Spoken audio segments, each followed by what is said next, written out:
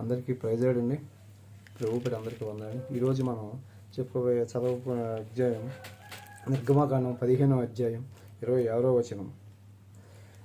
అక్కడ వారిని పరీక్షించి, సో దేవుని బిడ్డలారా, అక్కడ వారిని పరీక్షించి అంటే దేవుడు మనల్ని పరీక్షిస్తూ ఉంటాడు. ఎలాగంటే మనం మన ఆత్మీయ జీవితంలో ఎదుగుతున్నప్పుడు మనం పరీక్షించినప్పుడు మనం కూడా మనం నడుస్తున్న నడక, మన విధానం అన్నింటినీ కూడా క్షుణ్ణంగా పరీక్షించుతూ ఉంటాడు. మన హృదయాలు ఎలా ఉంటున్నాయి అనేది దేవుడు మన అనుక్షణం పరీక్షిస్తుంటాడు. పాలెంలో సంచరించున్నప్పుడు మనం నడుస్తున్న విధి విధానాన్ని ఆయన ఎప్పుడూ గమనిస్తూనే ఉంటాడు. దేవుడు చూడడం లేదు అని అనుకోవడం మన అవిధేయతకు లెక్కన ఉంటుంది. దేవుడు ఖచ్చితంగా మనందరినీ పరీక్షిస్తుంటాడు. అందరూ మోస్ట్ ఆత్మీయ జీవితంలో మరింతగా దేవుడికి దగ్గర అవుతున్న వారిని కంపల్సరీ వార్తను చూస్తూ ఉంటాడు. తను చూసినప్పుడు మనం తేలిపోకూడదు. లెక్కలు చూసినప్పుడు మనం తేలిపోకుండా ఎలా ఉన్నాయంటే, మీకు ఇప్పుడు ఉక్కు కర్మాగారంలో ఐరన్ తయారవుతున్నప్పుడు అక్కడ ఒక అధికారి ఉంటాడు. అధికారి ఏం చేస్తుంటే యంత్రాంగంలో తయారైన ఇనుప ముక్కల్ని అతను పరీక్షిస్తూ ఉంటాడు అనమాట. ఆ సముద్రంలో దొరికిన ఇనుప ఖనిజాల దగ్గర కొన్ని ఖనిజాలను తీసుకెళ్ళి గదుల్లో పెడుతూ ఉంటాడు.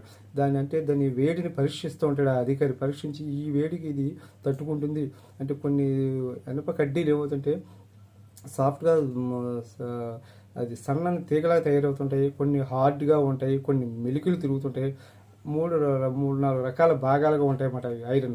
ఆ ఐరన్ అతను ఏం చేస్తాడు, ఒక్కొక్క గదిలో ఒక్కొక్క ఐరన్ పెడుతూ ఉంటాడు. ఈ ఐరన్ ఈ హీట్కి తట్టుకుంటుంది, ఈ ఐరన్ ఈ హీట్కి తట్టుకుంటుంది అని దాన్ని విభాగంలో పరీక్షించి పెడుతుంటాడు అధికారి. అది పెట్టినప్పుడు ఆ విభాగంలో పెట్టిన ఉక్కును మనం లోపలికి చూసినప్పుడు దాన్ని వాడే విధానంలో కూడా తేడా ఉంటుంది. ఎలాగంటే కొన్ని ఉక్కు కర్మాగారాల్లో కట్టేటప్పుడు ఏ ఉక్కు అయితే ఉపయోగించాలో అక్కడ ఇండస్ట్రీస్ ఉపయోగించే ఉక్కును వేరేగా ఉపయోగిస్తూ ఉంటారు.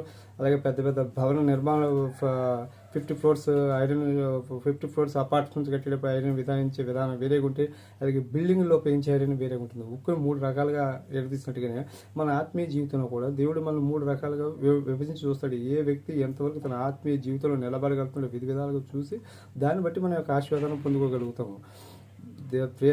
ఫ్రెండ్స్, నేను చెప్పేది ఏంటంటే, మన దేవుడు పరీక్షించినప్పుడు మనం ఏ రకమైన ఆశీర్వాదాలు పొందుకోవడానికి సిద్ధంగా ఉన్నామో మనం ఒకసారి చూసుకుంటూ ఉండాలి.